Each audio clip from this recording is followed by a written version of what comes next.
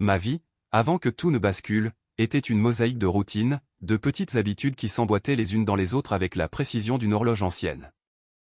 J'avais 48 ans, presque 49, et je vivais dans ce bourg que tu n'aurais probablement jamais trouvé sur une carte routière détaillée, niché au creux d'une vallée oubliée par les grandes artères du monde, là où les panneaux publicitaires ne viennent pas encore agresser le regard. Ce n'était pas un village de cartes postales, non, plutôt un lieu où le temps semblait s'être arrêté, où l'écho des pas sur les pavés humides du matin racontait une histoire de générations passées et de quotidiens ininterrompus. Je suis d'ici, né de parents dont les mains étaient aussi rugueuses que la terre qu'ils travaillaient, dont les visages portaient les stigmates des saisons et des efforts. Mon père était maçon, ma mère femme au foyer, j'ai hérité de ce sens inébranlable du devoir, cette discrétion qui me faisait parfois passer inaperçue, mais qui, je le pensais, était une vertu. Ma routine, elle, était une partition jouée chaque jour sans fausse note. Le réveil à 6 heures, précis comme le chant du coq de mon voisin, oh oui, il y en avait encore un. Le café noir, si fort qu'il me réveillait l'âme, si silencieusement que seul le murmure de la vieille radio diffusant les nouvelles du monde lointain osait briser la quiétude de l'aube.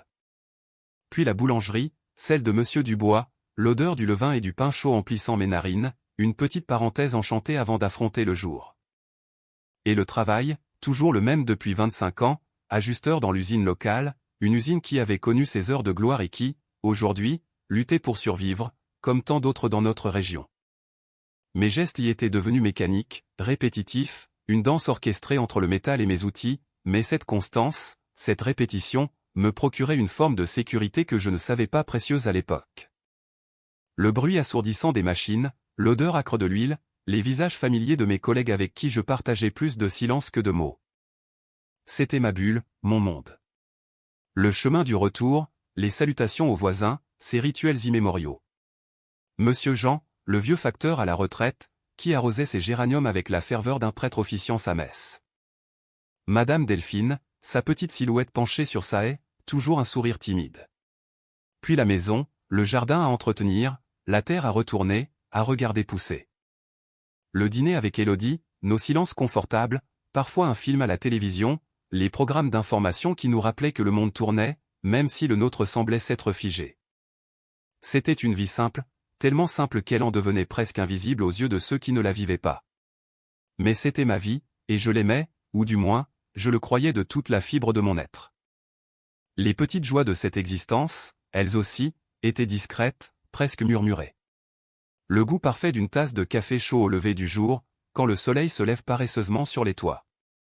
L'odeur de la pluie sur l'asphalte brûlant après une chaude journée d'été, cette senteur terreuse qui purifie l'air. La manière dont Élodie fredonnait une mélodie oubliée en cuisinant, une mélodie qui s'insinuait dans le tissu de la maison. Mes soucis étaient à l'image de mes joies, petits, gérables. La voiture qui commençait à tousser, le pneu qu'il faudrait bientôt changer, la hausse du prix de l'électricité, la douleur persistante dans le bas de mon dos après une longue journée à l'usine. Rien qui ne m'empêcha de dormir, rien d'apocalyptique. Juste l'occasionnelle pointe d'angoisse existentielle qui, parfois, s'infiltrait dans les heures creuses, un murmure silencieux me demandant « Est-ce tout ce qu'il y a ?» Mais je repoussais toujours cette pensée, l'enterrant sous le poids de ma gratitude pour ce que j'avais, pour cette quiétude que beaucoup enviraient. Élodie, elle, était une femme d'une beauté que l'on pourrait qualifier de discrète, mais ses yeux, eux, pouvaient s'allumer d'une étincelle bien particulière quand elle parlait d'évasion, de voyages lointains, de ces magazines de décoration qu'elle feuilletait inlassablement, les pages remplies de villas immenses, de jardins impeccables, de vies scintillantes que nous ne menions pas. Je la voyais, parfois, plongée dans ses rêves de papier glacé, un sourire lointain sur ses lèvres, comme si elle était déjà partie vers ces horizons dorés.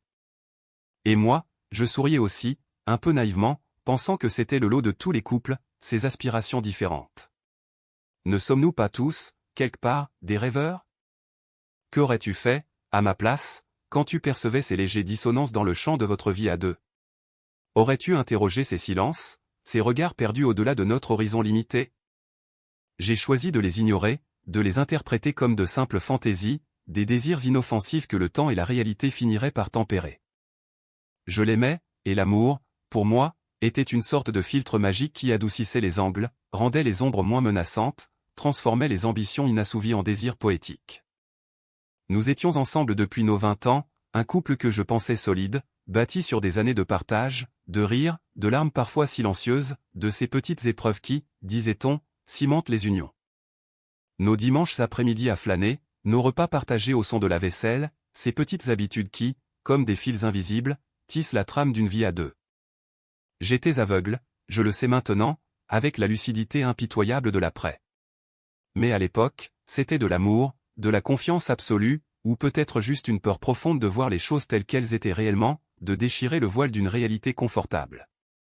Le simple fait de penser qu'Élodie n'était pas entièrement satisfaite, ou qu'elle aspirait à une vie que je ne pouvais lui offrir avec mes modestes moyens, me serrait le cœur.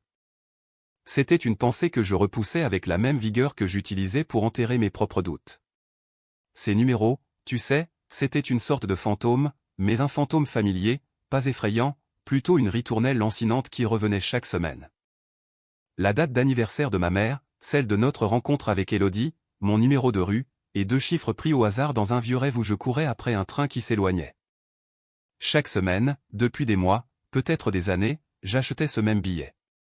1 euro, 2 euros, une somme dérisoire, une sorte de petit péage payé à l'espoir, à ce dieu du hasard que je ne priais jamais vraiment, mais auquel je rendais, par ce geste, une sorte d'hommage muet.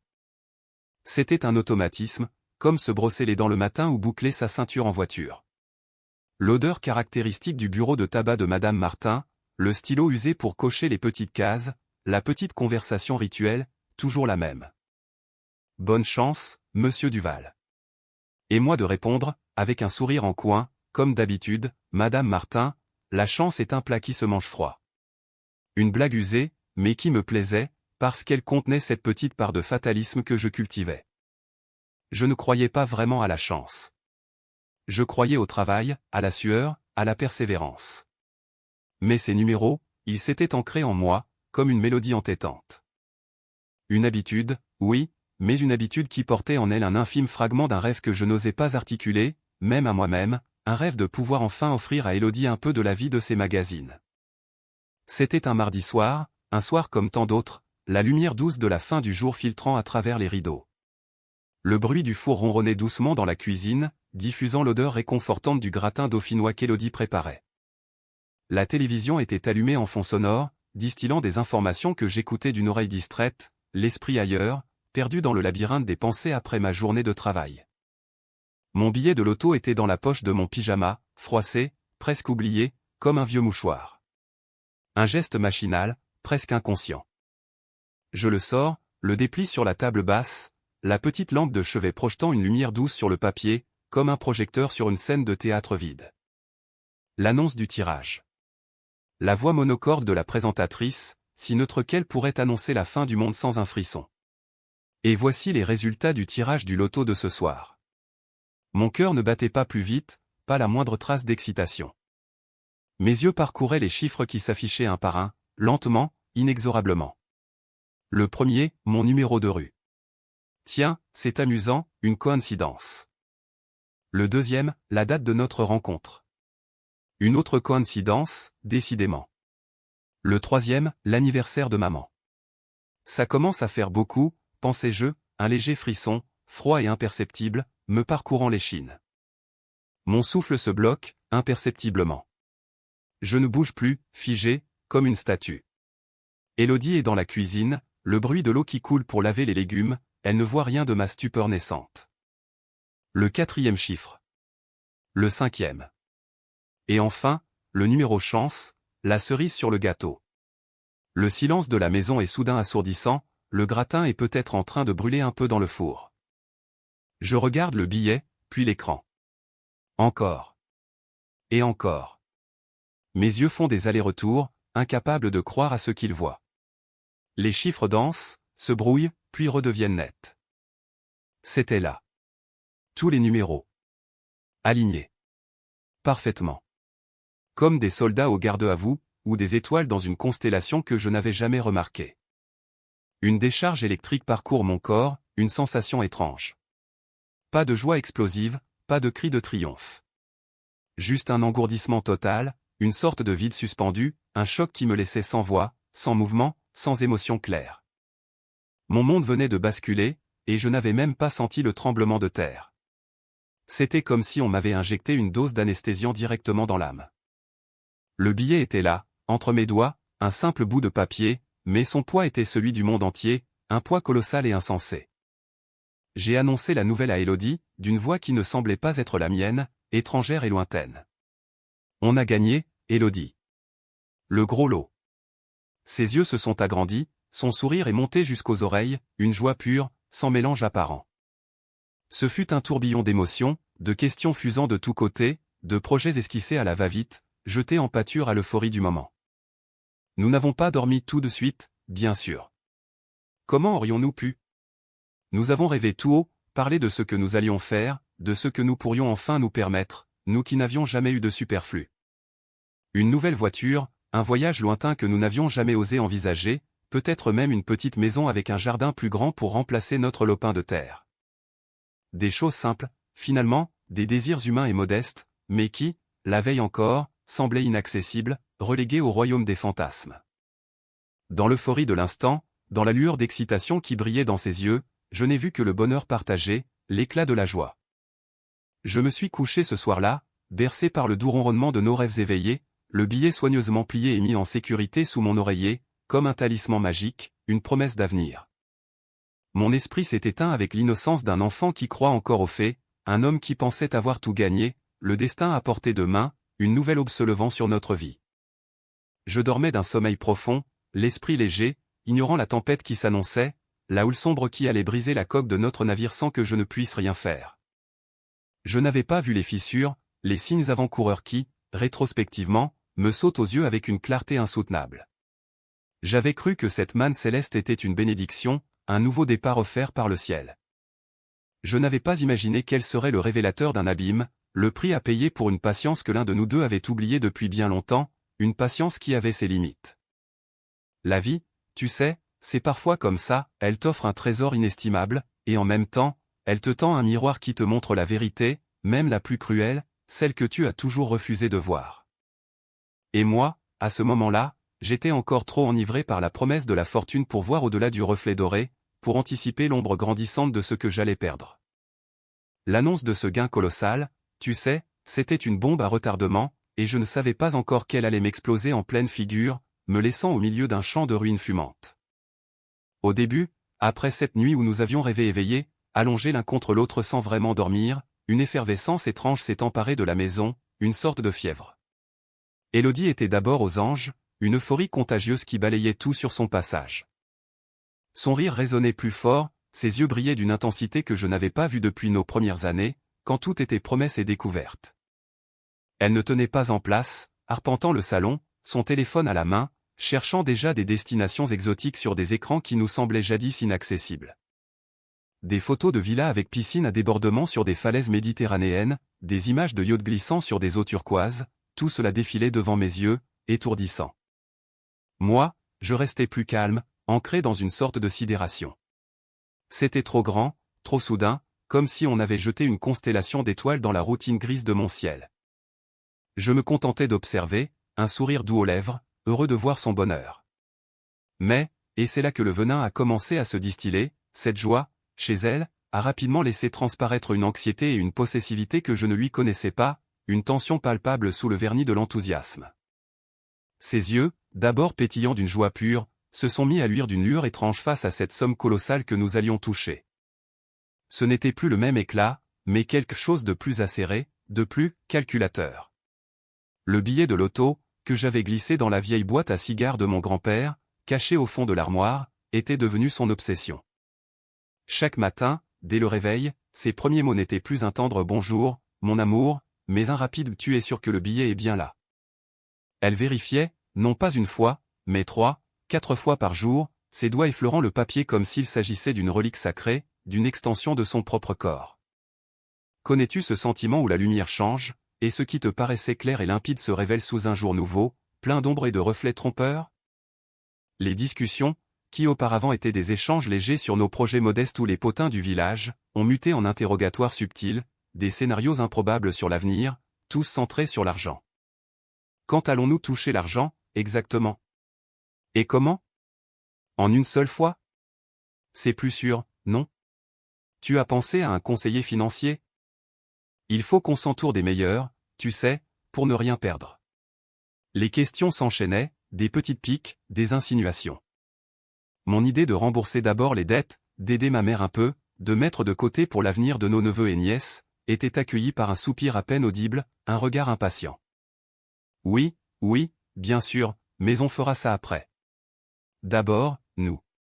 Il faut penser à nous, enfin. Les pronoms avaient changé. Ce n'était plus « nous allons faire ci, nous allons construire ça », mais de plus en plus « il faut qu'on s'assure, je veux ceci, elle veut cela ». Les phrases devenaient des injonctions, masquées sous un voile de planification. Un froid a commencé à s'installer entre nous, un vide que même l'euphorie, pourtant si puissante au début, ne pouvait plus combler. Les rires partagés se sont faits plus rares, remplacés par des silences lourds, des moments où l'on se regardait sans se voir vraiment, comme deux étrangers assis à la même table. Le contact physique est devenu moins fréquent, moins naturel. Lorsque ma main cherchait la sienne, elle la retirait parfois distraitement, plongée dans ses pensées, dans ses calculs mentaux. Le parfum de son shampoing, l'odeur du café chaud le matin, tout me semblait altéré, comme si une fine pellicule de cendre s'était déposée sur notre quotidien, éteignant les couleurs, estompant les contours. Je me sentais de plus en plus seul dans cette pièce, même quand elle était là, juste en face de moi. Était-ce moi qui sombrais dans la paranoïa? Étais-je le seul à ressentir ce glissement imperceptible, comme un courant froid sous la surface d'une eau apparemment calme? Chaque jour qui passait, la certitude de la joie qu'allait nous apporter ce gain se transformait en une inquiétude sourde, une boule dans mon estomac qui ne me quittait plus. Je me souviens de ce matin-là avec une clarté déchirante. C'était un mardi, la lumière du soleil filtrait à travers les rideaux entr'ouverts, dessinant des arabesques de poussière dans l'air.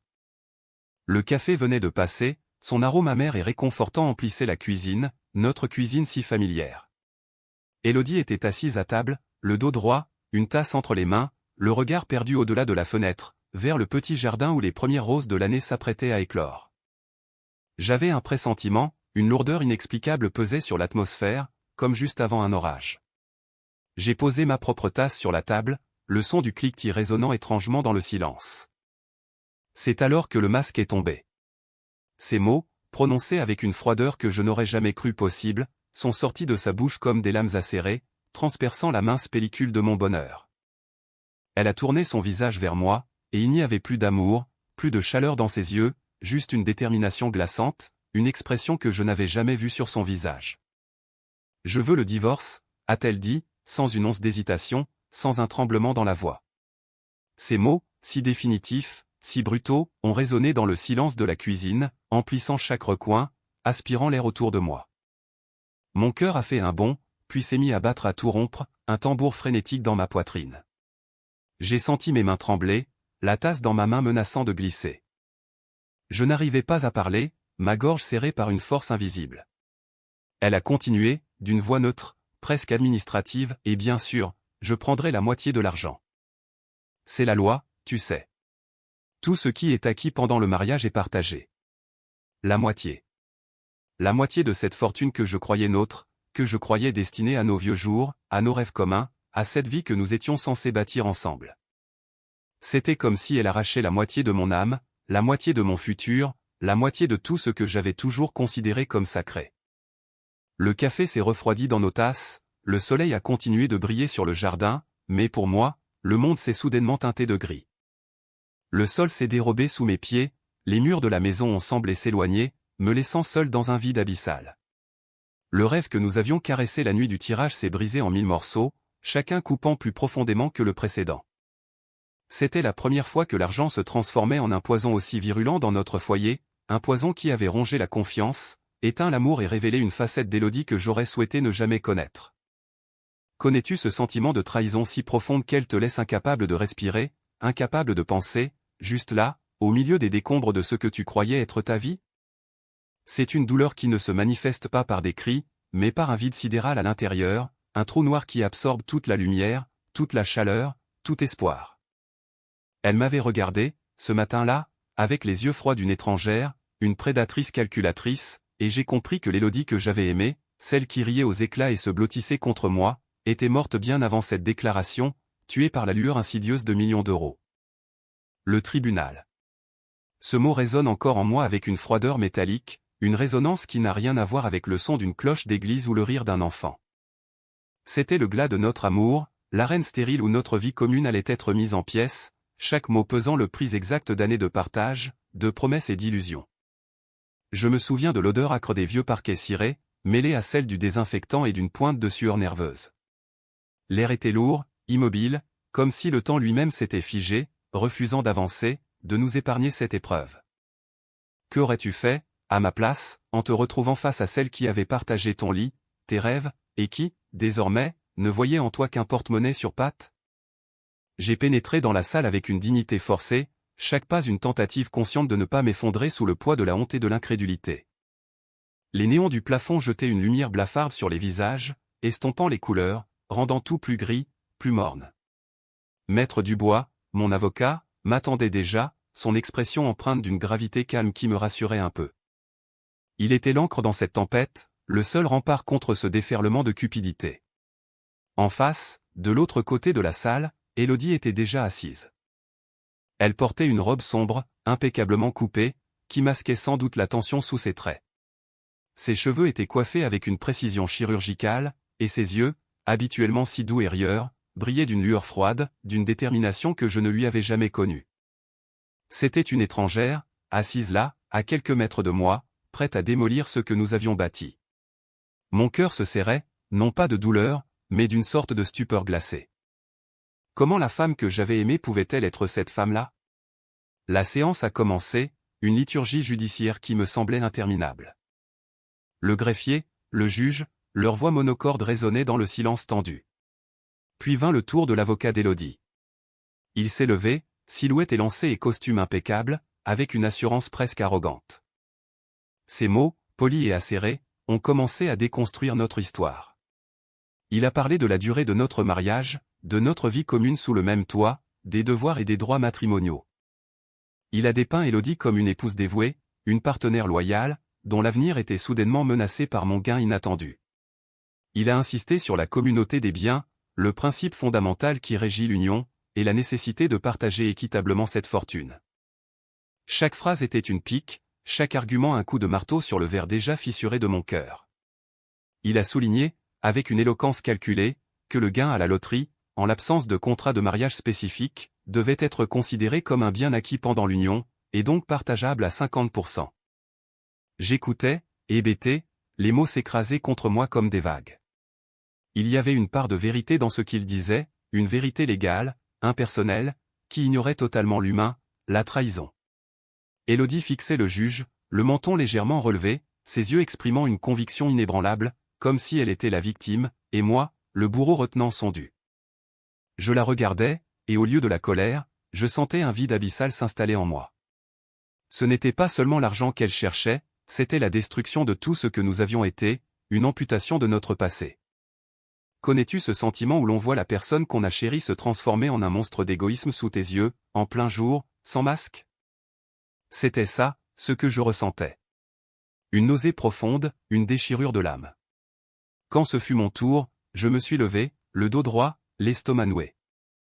Maître Dubois a pris la parole, sa voix calme mais ferme, un contraste saisissant avec la démonstration flamboyante de son confrère. Il a reconnu les faits, la durée du mariage, l'absence de contrat. Il a confirmé le gain, le montant colossal qui continuait de planer comme un vautour au-dessus de nos têtes. Puis, d'un geste mesuré, il a tendu au juge le fameux billet de loterie. Ce petit rectangle de papier, si léger et anodin en apparence, tenait entre ses fibres le destin de tant de vies. Je l'avais gardé précieusement, enveloppé dans une pochette en plastique, puis dans une enveloppe scellée, comme un trésor ou une bombe à retardement, je ne savais plus trop. Le juge l'a pris, l'a examiné avec attention, ses lunettes glissant légèrement sur son nez. Un léger murmure a parcouru la salle, l'attention s'était intensifiée, tous les regards rivés sur le billet. Je l'observais, ce petit morceau de papier. Il représentait la fin de mon insouciance, le début de ma descente aux enfers, mais aussi, peut-être, l'aube d'une nouvelle justice. Je n'avais encore rien dit du détail crucial, le laissant volontairement suspendu dans l'air, une épée de Damoclès invisible. Le silence est devenu pesant, si lourd qu'on aurait pu le couper au couteau. C'était le genre de silence qui précède une révélation majeure, une secousse sismique. Mon avocat a laissé le temps au juge de bien assimiler le fait du gain, de laisser la somme mirobolante imprégner l'esprit de chacun. Élodie, de l'autre côté, semblait dévorer la scène des yeux, un sourire à peine perceptible étirant ses lèvres fines. Elle était sûre d'elle, convaincue que l'issue était déjà jouée d'avance. Puis, maître Dubois, d'une voix posée, a repris « Mon client a bien gagné cette somme, votre honneur. Néanmoins, il existe un détail, une condition sine qua non à l'attribution de ce gain, qui le rend non partageable. » Le léger sourire d'Élodie s'est figé. Son avocat s'est penché vers elle, les sourcils froncés, un léger frisson d'inquiétude parcourant la rangée d'en face. Maître Dubois a continué, imperturbable, tirant de sa mallette un document supplémentaire. Il s'agissait d'un extrait du règlement du FDJ, couplé à la preuve de mon inscription au service de jeux en ligne, qui remontait à bien des années avant ma rencontre avec Élodie, bien avant notre mariage. Il a expliqué que, lors de mon inscription à ce service de jeux dématérialisé, à une époque où le mariage n'était même pas une idée lointaine dans mon esprit, j'avais coché une clause, une toute petite case perdue au milieu d'un océan de conditions générales. Cette clause stipulait que tous les gains réalisés via ce compte enregistré seraient considérés comme des biens propres, insaisissables par un conjoint ultérieur, sauf si une modification explicite était effectuée après le mariage. Une protection, une ligne invisible que j'avais signée sans y prêter grande attention à l'époque, noyée dans la paperasse administrative, et qui, aujourd'hui, se dressait comme une forteresse infranchissable. Le juge a pris le document, ses yeux parcourent les lignes, puis il a reposé le billet, avant de se plonger dans la lecture des preuves apportées par mon avocat. Le temps s'est étiré, chaque seconde semblant une éternité. La tension était si forte que je pouvais presque la palper. J'ai osé un regard vers Élodie. Son visage avait viré au blanc crayeux. Le sang semblait s'être retiré de ses joues, laissant des cernes sombres sous ses yeux. Ses lèvres s'étaient pincées en une ligne dure, et une veine pulsait visiblement sur sa tempe. Son avocat, lui, était en pleine panique silencieuse, ses yeux allant de la clause au document, visiblement en train de chercher une faille, un échappatoire. Il murmurait des questions urgentes à Élodie, qui ne semblait pas même l'entendre, son regard vide fixé sur le juge. Finalement, le juge a relevé la tête, son expression grave, presque solennelle. Il a pris la parole, sa voix claire et sans appel. Après examen des documents fournis, il apparaît que le gain réalisé par monsieur au mon nom via son compte de jeu enregistré, et en vertu de la clause validée par lui lors de son inscription le date bien avant le mariage, est considéré comme un bien propre. En conséquence, il ne peut être intégré à la communauté matrimoniale et n'est donc pas partageable. Ces mots ont claqué comme un coup de tonnerre. Le château de cartes d'Élodie s'est effondré sous mes yeux, non pas avec un fracas spectaculaire, mais avec le lent et inexorable crissement du papier qui se froisse. Son visage est devenu un masque de choc, de fureur et de défaite. La lueur froide dans ses yeux s'est transformée en une flamme de rage contenue, puisant une sorte de vide désespéré. Sa bouche s'est ouverte et refermée, aucun son en sortant. C'était une image d'une brutalité presque poignante. Son avocat, Bredouille, a tenté quelques mots, visiblement dépassé par la tournure des événements. Mais c'était fini. Le verdict était tombé, et avec lui, la fin de ses espoirs avides. À cet instant, je n'ai ressenti ni joie ni triomphe. Seulement une lassitude infinie et un vide amer. Le soulagement, oui, une petite étincelle, mais noyée dans la tristesse de la trahison. Connais-tu cette sensation, quand tu as l'impression de gagner, mais que le prix de la victoire est si élevé que le goût en est âpre? C'était cela. Je n'avais pas voulu en arriver là. Je n'avais pas voulu la voir ainsi, détruite par sa propre cupidité. Elle avait creusé sa tombe, et j'étais là, témoin silencieux de sa chute. Le silence qui a suivi était différent de celui du début, il était chargé du poids de la justice rendue, mais aussi du deuil d'un amour qui, un jour, avait existé, avant que l'argent ne le consume. Le chemin que nous avions tracé ensemble s'était arrêté brusquement, scellé par un détail juridique que le hasard seul avait rendu si puissant. Et je me suis retrouvé seul, avec la promesse d'une fortune que je n'avais plus envie de fêter, et le goût amer de la trahison gravé à jamais dans ma mémoire. Le fracas du marteau qui scellait la décision du tribunal résonne encore en moi, non pas comme un chant de victoire, mais comme l'écho lointain d'une cloche funèbre. En sortant de cette salle froide, je n'ai ressenti ni triomphe, ni joie pure. Seulement un vide, immense, une béance à la place de l'endroit où mon cœur avait cru reposer en toute sécurité. Le visage d'Élodie, figé dans une expression de défaite amère et de fureur contenue, est gravé dans ma mémoire, un tableau permanent de ce qu'une âme peut devenir quand l'appât du gain la dévore. Son avocat, la mine défaite, n'a pas osé croiser mon regard. Maître Dubois, lui, a posé une main réconfortante sur mon épaule, un geste discret qui disait tout sans un mot. Il n'y avait rien à célébrer, juste une vérité crue à accepter. La victoire était amère, teintée d'une tristesse profonde pour ce que nous avions perdu. Les jours qui ont suivi la sentence se sont étirés comme des fils invisibles, chacun plus lourd que le précédent. Je rentrais dans une maison silencieuse, où l'absence d'Élodie était une présence assourdissante. Les objets qu'elle avait laissés derrière elle, une écharpe sur le dossier d'une chaise, son mug préféré près de l'évier, étaient autant de spectres de notre vie d'avant. Que aurais-tu fait, toi, en marchant dans ces pièces qui résonnent de souvenirs, alors que chaque recoin te rappelle un rire, une conversation, une promesse brisée? Le soulagement, oui, était là, ténu, presque honteux. Le soulagement de ne plus vivre sous cette tension invisible, de ne plus sentir cette ambition froide planer au-dessus de nous comme un oiseau de proie. Mais ce soulagement était noyé dans un océan de vide. Comment se reconstruire quand la fondation même de ton existence a été arrachée? Élodie est partie rapidement, ses affaires emballées dans des cartons impersonnels, vidant son côté de la garde-robe avec une efficacité qui m'a glacé le sang. Il n'y a pas eu de scène, pas de larmes du moins, pas de son côté. Juste une froideur distante, un adieu silencieux qui résonnait plus fort que n'importe quel cri. J'ai regardé son ombre s'éloigner, emportant avec elle une partie de ma vie, une partie de ma confiance en l'humanité, et le fantasme d'une vieillesse partagée. C'est à ce moment-là que j'ai réalisé que la rupture n'était pas seulement légale, elle était existentielle. J'étais un homme de près de 50 ans, et ma vie, telle que je la connaissais, venait de prendre fin, remplacée par un point d'interrogation géant. Connais-tu ce sentiment où chaque plan que tu avais bâti s'écroule en poussière, te laissant debout, seul, au milieu des décombres? J'ai dû me réapprendre, me réinventer. Fini les repas préparés pour deux, les discussions du soir sur les événements de la journée. Le silence de la cuisine est devenu mon nouveau compagnon, la mélodie des couverts sur l'assiette solitaire, une nouvelle bande-son. Le poids de l'argent, cette fortune inattendue, était à la fois une bénédiction et une malédiction. Il m'offrait la liberté financière, la possibilité de ne plus me soucier du lendemain, mais il était aussi le catalyseur de ma solitude. Maître Dubois m'a aidé à naviguer dans les eaux complexes de la gestion d'une telle somme, à mettre en place des investissements prudents, à assurer mon avenir sans folie. Mais aucune somme d'argent ne peut réparer un cœur brisé, ni combler le gouffre de la trahison.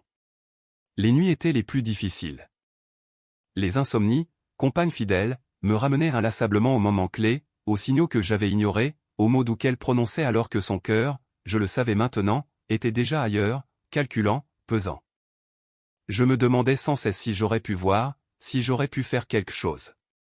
Mais la vérité est que l'amour, quand il est aveugle, est la plus puissante des drogues.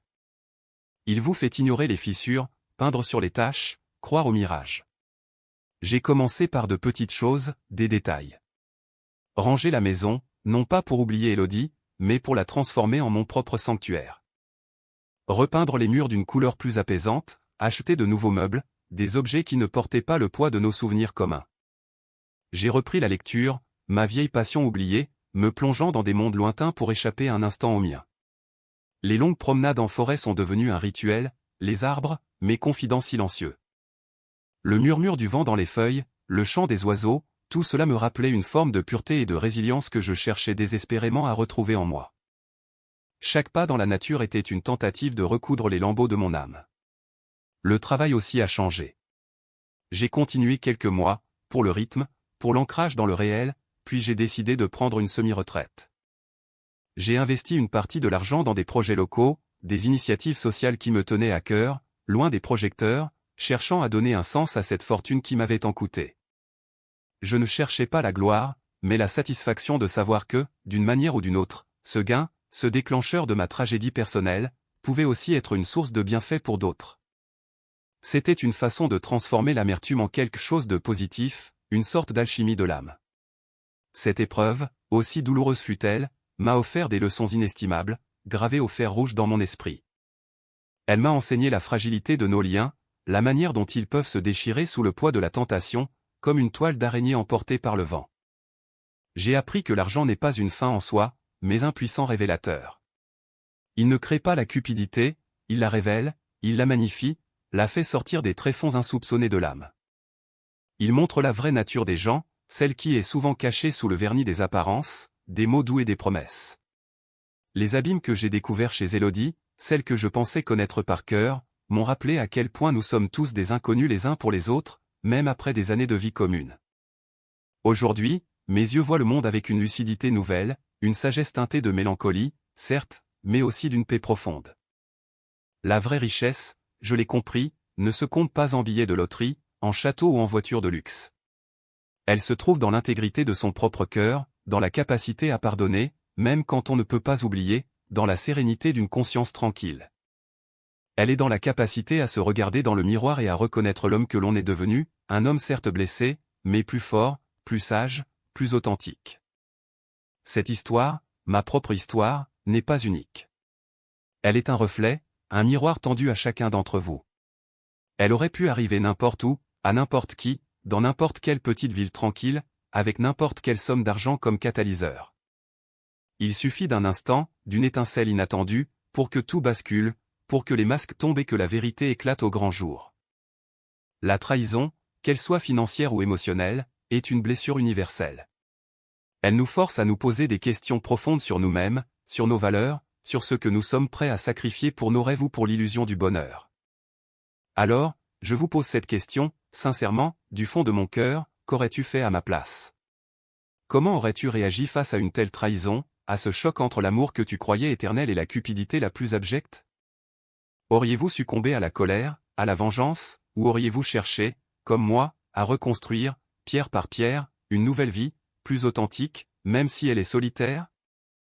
J'aimerais beaucoup lire vos pensées, vos propres expériences si vous avez traversé des épreuves similaires. Partagez vos histoires dans les commentaires ci-dessous. Vos mots peuvent aider d'autres personnes qui se sentent seules face à la trahison. Et si cette histoire vous a touché, si elle vous a fait réfléchir, n'hésitez pas à la partager avec vos amis, et à vous abonner à la chaîne pour ne pas manquer les prochains récits de vie. Votre soutien est précieux. Prenez soin de vous.